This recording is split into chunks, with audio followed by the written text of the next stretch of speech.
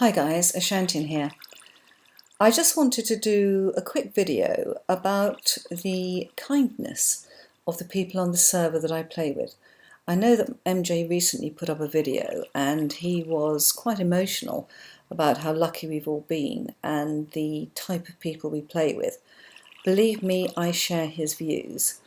And I just wanted to give you a few examples of the unbelievable kindness that I've met on this server.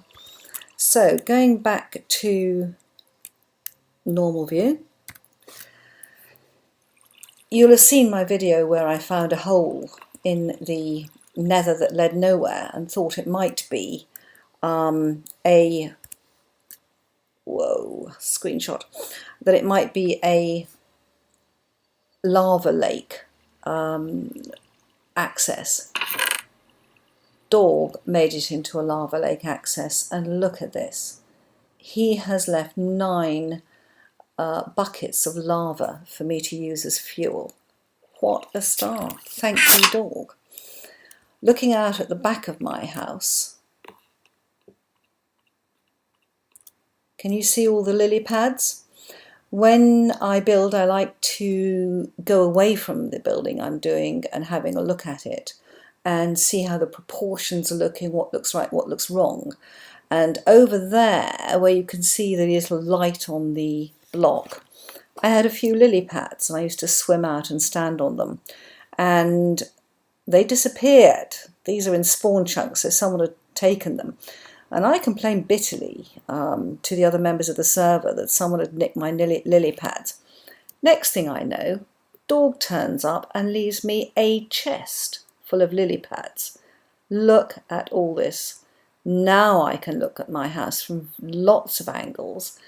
In the meantime, MJ pays me a visit and covers every little bit of water that I have in the house, which is not insubstantial, because I've got water here and coming down into my farming area. Look at all this, absolutely covered in lily pads. And lily pads are not something that you farm easily. This all takes time. And it has made my farming a lot easier. So thank you, MJ, and thank you, dog. I realised quite early on, actually, that I was working with certainly some exceptional people when I was building my brewing stand over here. This is my brewing room. In that I was starting to build it. I think this was almost in the first week. Ricky appeared, said, "What are you doing?" I said, "I'm building a brewing stand. I'm going to have to get to the nether and get some blaze rods." Ricky disappeared. A minute later, he threw 6 blaze rods at my feet. Kind, kind, kind Ricky. And it continues. I shall go back over to my vacation home, hurtling down the shaft here until I get to the Nether Portal that I've put in my house. I also want to show you some of the stuff I've done in the Nether, because I got so carried away by building and opening it up and making it a nice space that I managed to forget that ghasts can spawn in a larger space than I was building the tunnels. Dog kindly pointed this out and he suggested I did a mosaic in the floor. I think that has come out very well. Dog has now turned this into a lava lake access. But the best thing about this was that, oh yes, you're right. I said I wasn't going to do the whole tunnel, but I couldn't resist putting a nice path in. I travelled this almost every day, you know. Why wouldn't you want to travel a nice path? They're going to build the nether hub upstairs. I think that's Dog and Ricky doing that. They've got a convention of pigmen over there. They look as if they're waiting for Ricky to come through. But when that happens, as soon as they've built the nether hub, I will just reclaim all these materials and move my portals up. Doesn't this look good? I put in a mosaic floor, as Dog suggested. I kept the nether brick, and what a pain that is to work with, because it takes so long to move. I actually moved this wall back. I think I've now got MJ's sign right. MJ, I have opened up your tunnel a little bit. I hope you don't mind. I put in some cobblestone also for safety, because I believe that ghast could spawn on either side. So that now I believe is ghast proof. I've asked Dog to have a look at it and he's not come back to me. So I think it's probably ghast proof. So I think this tunnel is now, I must stop building in here, however tempting it is, until they've built the nether hub upstairs. And then I'll start building up there again.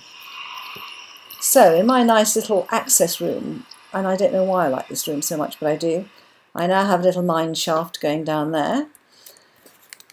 Coming up here, ooh, that's it. Ladders are so difficult. There we go.